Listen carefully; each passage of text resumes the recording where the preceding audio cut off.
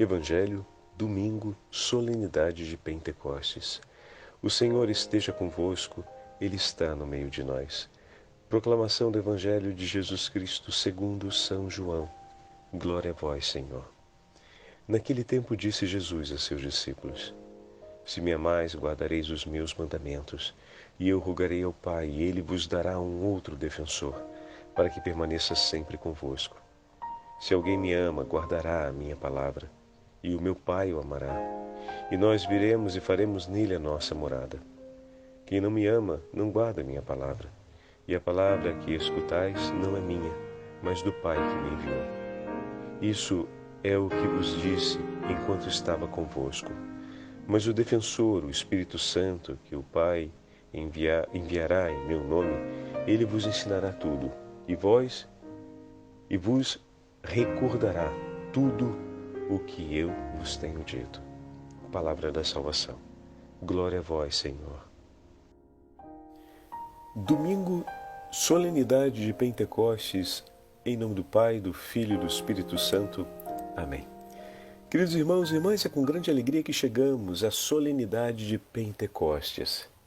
E hoje a Santa Liturgia nos dá a oportunidade de ouvirmos mais uma vez o 14º capítulo do Evangelho de São João, a promessa do Senhor do envio do Divino Espírito Santo como Paráclito e intercessor em nosso favor.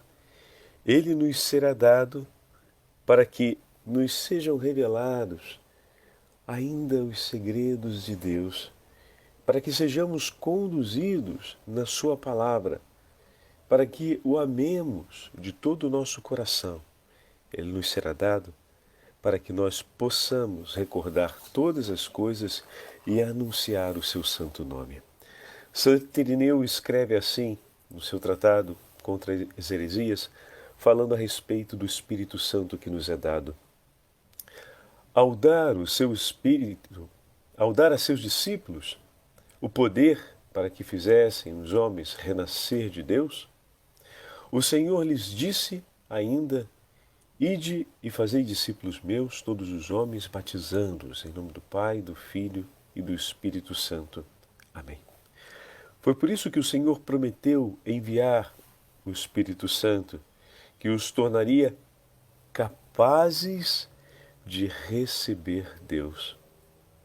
Assim como a farinha seca não pode, sem água, tornar-se uma só massa, nem um só pão, nós também, que somos muitos, não poderíamos tornar-nos num só corpo em Cristo Jesus, sem a água que vem do céu. E assim como a terra árida não produz frutos se não for regada, também nós, que éramos antes como árvore ressequida, jamais poderíamos frutificar sem a chuva da graça enviada do alto. Com essas imagens, Santo Irineu nos ajuda a compreender o significado e a potência da graça que está no envio do Espírito Santo em nosso favor. A celebração de Pentecostes marca a unidade da inteira Igreja sob a mesma chama potente do Espírito Santo. Toda a Igreja, conduzida pelo poder do Espírito Santo, glorifica e anuncia o nome de Cristo. O cumprimento da promessa do envio do Espírito Santo realizou-se e os apóstolos agora, intrépidos, podem partir pelo mundo e anunciar o nome do Senhor a todas as criaturas. E essa transformação, vamos dizer assim, São Bernardo escreve com muita eloquência quando, em um de seus sermões a respeito do Espírito Santo, a grande transformação que se passa no coração dos apóstolos, a grande transformação que se passa no seio da Igreja. Ouçamos. Não há nada tão manso ou suave em Deus como o seu Espírito Santo. Ele é a própria bondade de Deus. Ele é Deus. Ao princípio era necessário que assim fosse. O Espírito invisível manifestou a sua vinda através de sinais visíveis. Mas hoje, quanto mais espirituais são os sinais, mais convenientes são e mais espirituais são os sinais, mais parece dignos do Espírito Santo. Assim ele veio sobre os apóstolos sob a forma de línguas de fogo, a fim de que eles anunciassem a todos os povos palavras de fogo e que pregassem com língua de fogo uma lei de fogo. Que ninguém se queixe pelo Espírito não se nos manifestar da mesma forma. A cada um é dado manifestação do Espírito para proveito comum. Será necessário dizê-lo: foi mais para nós do que para os apóstolos que esta manifestação teve lugar. Com efeito, de que lhes teria servido falar línguas estrangeiras, se não fosse para converter os povos? Mas houve outra revelação que os tornou intimamente, e ainda hoje é assim que o Espírito Santo se manifesta em nós. Ficou claro para todos que eles tinham sido revestidos da força do alto. Olha só, o que interessante. Porque de um espírito tão medroso e temeroso, passaram a ter uma grande coragem. Deixaram a partir daquele momento de fugir. Deixaram de se esconder por receio. E passaram então a empregar mais energia na pregação do que a que tinham empregado para fugir dos judeus. Esta transformação foi obra do Espírito Santo, como é claramente visível em Pedro, o príncipe dos apóstolos. Se ontem se assustara a voz de uma criada que dissera: tu és um deles, agora está inabalável diante das ameaças dos sumos sacerdotes. Olha que fantástico, meus irmãos. E essa mesma transformação é aquela que se passou na vida de todos os nossos irmãos mártires, que ao longo dessa semana nós ouvimos nas meditações. Ao mesmo tempo que olhávamos a exuberância do testemunho heróico de nossos irmãos, é importante observarmos que eles não deixaram de ser homem de carne e osso. O que significa dizer que não deixaram de, vendo a tragédia do martírio, de sentir medo, ansiedade, de se sentirem assustados ou mesmo de sentirem por um instante a insuficiência para suportar todas aquelas penúrias e todas aquelas terríveis maldades que o esperavam.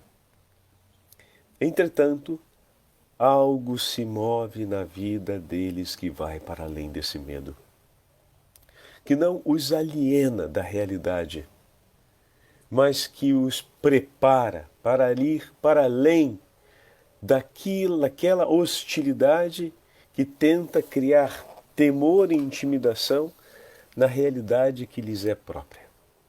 O que significa dizer que os apóstolos não perderam suas fragilidades, os apóstolos não deixaram de ter uma compreensão clara das ameaças que poderiam recair sobre eles, mas haviam encontrado uma fonte de força, de graça. Mas haviam recebido não apenas uma autoridade, mas alguém que os capacitava com um vigor, com uma força que os levaria para além disso tudo. Assim é o Espírito Santo em nós. Quando os apóstolos saíram da presença do Sinédrio, cheios de alegria, por terem merecido serem ultrajados por causa do nome de Jesus. No entanto, havia ainda pouco. Ao levarem Jesus ao Sinédrio, tinham se posto em fuga e tinham abandonado. Então, São Bernardo ainda coloca essa imagem, né? Ou seja, agora no Sinédrio, eles voltaram ao Sinédrio. E o Sinédrio os flagela, os persegue. Mas no tempo anterior, eles tinham abandonado Jesus sozinho no Sinédrio. Então, usando essa imagem da Escritura, São Bernardo sinaliza com ainda mais evidência essa obra ou esse sinal do Espírito Santo em nós, mostrando que todas as ameaças externas e todas as realidades que intimidam o homem permanecem. O que muda é que dentro de nós há uma força que nos leva para além de tudo aquilo que nos possa intimidar e de tudo aquilo que nos possa, por um instante, impedir. Esse é o poder de Deus que habita na sua vida. Às vezes a gente acredita que a santidade é superar as ameaças externas, não vendo mais as ameaças externas como uma verdadeira ameaça. Ou então que o caminho de santidade significa estar acima de todo o sofrimento possível. E hoje, São Bernardo nos ajuda a compreender que o sofrimento e as ameaças continuam as mesmas. A santidade é possível porque dentro de nós há uma força que nos leva para além dessas ameaças e desses sofrimentos. Uma força, e vou usar redundância, me perdoem, que é mais forte do que a força do medo, do que a força da dor, do que a força da intimidação, do que a força da maldade, do que a força da hostilidade em nós, ou contra nós. Então em nós há essa força que é potência de Deus, diante da qual nada pode impor resistência. Essa potência do Senhor está sobre nós. E é chegada a hora de vivermos sob essa potência. É chegada a hora de renovarmos a alegria dessa potência que está viva em nós e de desejarmos viver segundo a sua exuberância e todo o seu vigor. Qual é o homem, vai escrever São Basílio Magno no seu tratado sobre o Espírito Santo? Qual é o homem que, ao ouvir os nomes com os quais é designado o Espírito Santo, não eleva seu ânimo e seu pensamento para a natureza divina? E aqui a gente recorda a sequência de Pentecostes que foi lida durante a missa, antes do Evangelho, onde são atribuídos os diversos nomes do Espírito Santo.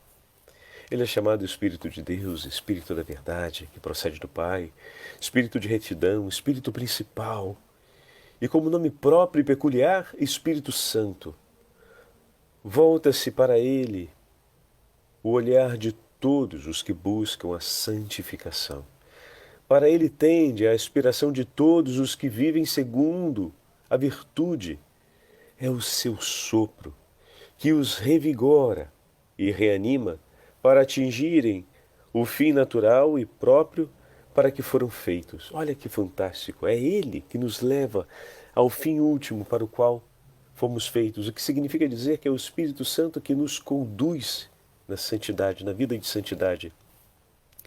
Ele é fonte da santidade, é luz da inteligência, é Ele que dá de si mesmo uma certa iluminação à nossa razão natural para que encontre a verdade. Oh, meu irmão e minha irmã, isso é de grande importância.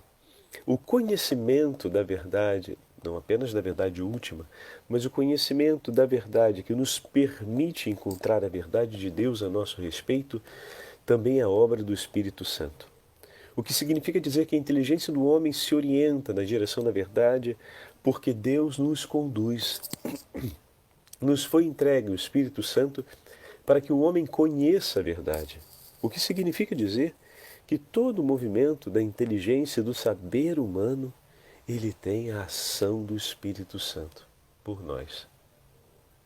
Se o saber e o conhecer do homem não o levar em direção à verdade, não o levar a dar glórias à verdade e, por fim, por meio da verdade científica, da verdade do conhecimento imediato sobre as coisas, se orientar à verdade última das coisas e, por fim, ao próprio Deus, que é caminho, verdade e vida, ainda está incompleta.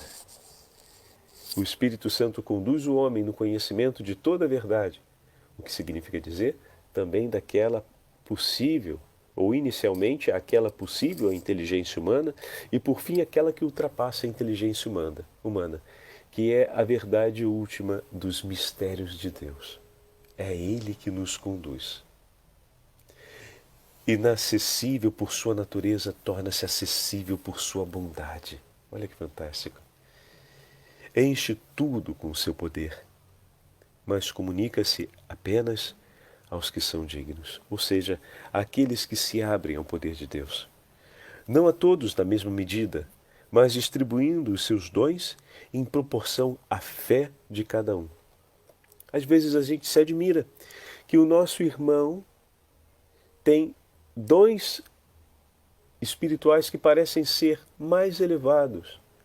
Meu irmão, minha irmã, admire a fé no coração do seu irmão e deseje ter uma fé ardente como a dele, mais ardente ainda, segundo o desejo de Deus. E tenho certeza que o seu coração também será ornado de inúmeros dons, porque os dons foram confiados. Admira os dons que estão presentes na vida do seu irmão, eles lhe foram confiados por Deus, porque encontrando fé no coração do seu irmão, concedeu-lhes aqueles dons.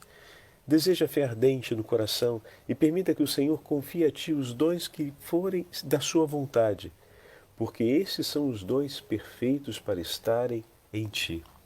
São os dons que esperam por ti e que, através da oferta generosa do teu coração, se tornarão frutos por todos nós, para que também nós possamos glorificar a Deus e bendizer o nome do Senhor.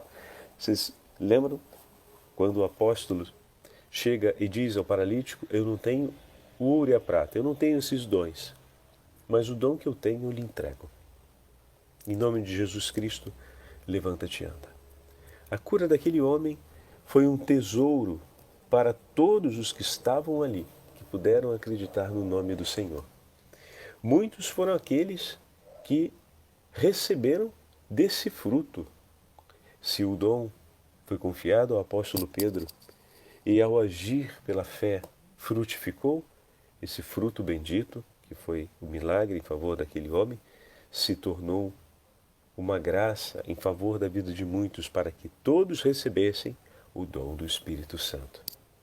Então, da mesma forma, e depois cada um, a partir da fé, foram recebendo os outros dons e foram frutificando, para que mais irmãos até os nossos dias recebessem o dom do Espírito Santo e por meio dele outros tantos dons que frutificaram e foram gerando cada vez mais cristãos. Aqui estamos nós. Por isso, enche tudo com o seu poder, o Divino Espírito Santo, não só a vida do homem, mas tudo aquilo que está à sua volta. Enche tudo com o seu poder, mas comunica-se apenas aos que são dignos, não a todos na mesma medida, mas distribuindo os seus dons em proporção à fé.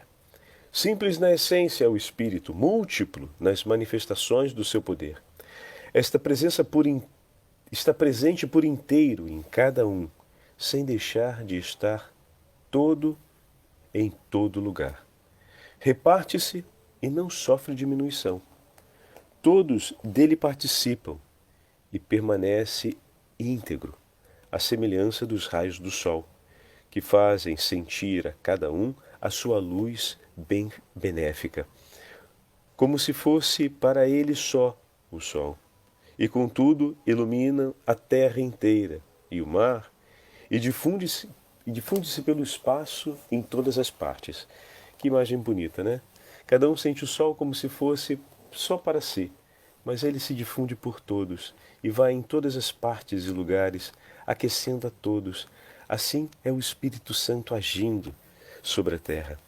Assim é também o Espírito Santo, está presente em cada um dos que são capazes de recebê-lo, como se estivesse nele só. E não obstante, dá a todos a totalidade da graça de que necessitam. Os que participam do Espírito recebem os seus dons na medida em que permite a distribuição de cada um, mas não na medida do poder do mesmo Espírito. Por ele, os corações são elevados ao alto, os fracos são conduzidos pela mão, os que progridem na virtude chegam à perfeição. Ele ilumina os que foram purificados de toda mancha e torna-os espirituais pela comunhão consigo. E como os corpos límpidos e transparentes sob a ação da luz se tornam também extraordinariamente brilhantes e irradiam um novo fulgor, da mesma forma, também as almas que recebem o Espírito e são por ele iluminadas tornam-se espirituais e irradiam sobre os outros a graça que lhes foi dada. Olha que maravilha, meus irmãos, a narração feita por São Basílio Magno a respeito do Espírito Santo. Um dos grandes escritores dos primeiros séculos a respeito do Espírito Santo nos fala palavras de grande profundidade e de grande força. Um autor desconhecido do segundo século, melhor, do sexto século africano, nos escreve assim, a respeito do dia de hoje, a celebração de Pentecostes. Celebrai, pois, esse dia como membros de um único corpo de Cristo. E não o celebrais em vão, se realmente sois aquilo que celebrais, isto é, se estáis perfeitamente incorporados naquela igreja que o Senhor enche do Espírito Santo e faz crescer progressivamente através do mundo inteiro. Esta igreja ele reconhece como sua e é por ela reconhecido como seu Senhor. O esposo não abandonou sua esposa. O esposo não abandonou sua esposa, por isso ninguém pode substituí-la por outra. É a vós, homens de todas as nações, que sois a igreja de Cristo, os membros de Cristo, o corpo de Cristo, a esposa de Cristo. É a vós que o apóstolo dirige essas palavras. Suportai-vos uns aos outros com a paciência no amor. Aplicai-vos atentamente em guardar a unidade do Espírito pelo vínculo da paz. Que seja por essas palavras a nossa celebração hoje de Pentecostes um grande testemunho para o mundo de que suportamos-nos na caridade e que caminhamos no vínculo da paz e da paciência, unidos a Cristo. Que assim nós possamos ser conhecidos no mundo e fazer Cristo conhecido sobre a face da terra. O Senhor esteja convosco, Ele está no meio de nós. Pela intercessão da Beatíssima Virgem Maria e pela intercessão dos santos apóstolos de Cristo, abençoe-vos o Deus Todo-Poderoso, Pai, Filho e Espírito Santo. Amém.